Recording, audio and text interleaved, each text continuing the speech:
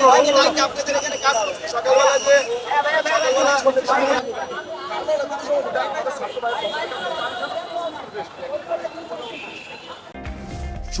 ছুটির দিনেও রাজধানীর গুরুত্বপূর্ণ ও জনবহুল সড়কগুলোতে দেখা যায় বিভিন্ন শিক্ষা প্রতিষ্ঠানের শিক্ষার্থী ও স্বেচ্ছাসেবীরা মোড়ে মোড়ে ট্রাফিক নিয়ন্ত্রণ করছেন। শুক্রবার হওয়ায় সড়কের মানুষের চাপ কম, তবে রাস্তায় প্রচুর গণপরিবহন ও ব্যক্তিগত গাড়ি রয়েছে, সেই সঙ্গে রিকশা ও ব্যাটারি চালিত অটোরিকশা চলছে।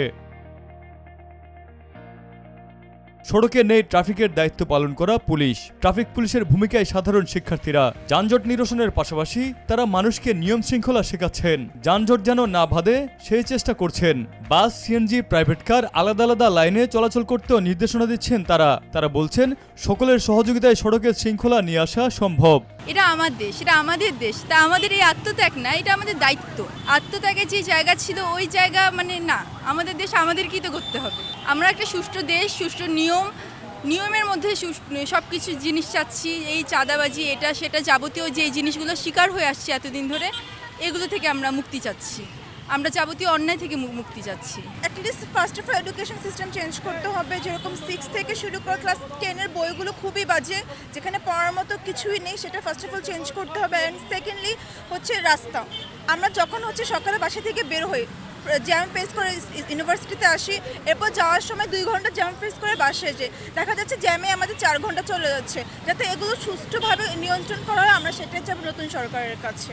হেলমেটবিহীন মোটরসাইকেল চালকদের হেলমেট পরার পরামর্শ দিচ্ছেন। এতে ট্রাফিকবিহীন ঢাকার রাস্তায় গাড়ি চলাচলে ভোগান্তি কমেছে বলে দাবি তাদের।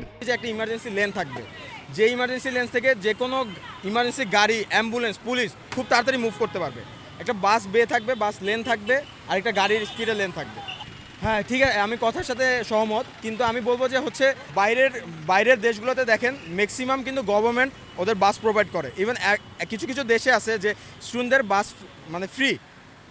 তো আমরা বলবো যে সরকার যদি পর্যাপ্ত পরিমাণ বাস প্রোভাইড করে, তাইলে কি আমরা নিজেদের ভেহিকেল থেকে বের হয়ে আসবো, আমরা ওখানে ডোনেট করব, ওখান থেকে আমরা চলাচল করবো, তাইলে কি আমার সড়কের গাড়ি কমবে।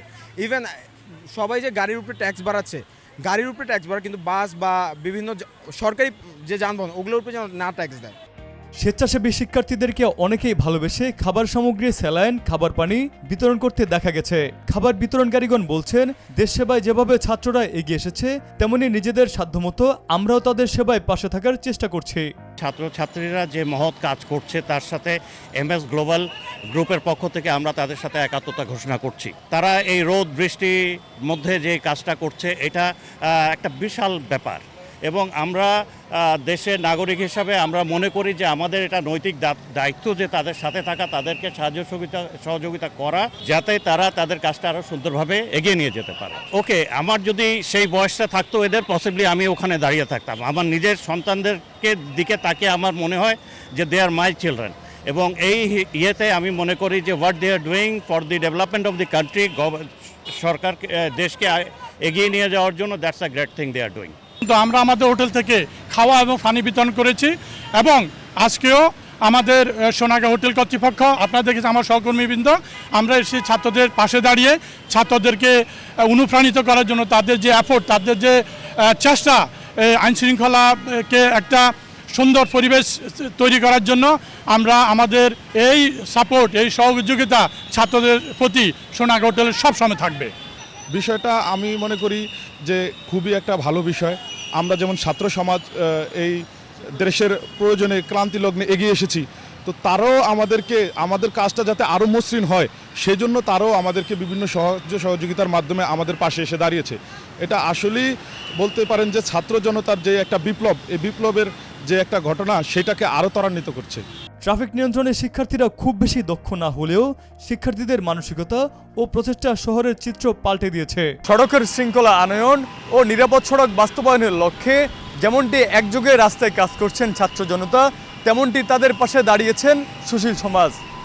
তাদের এমন আয়োজন সর্বমহলে প্রশংসা কুড়াচ্ছে।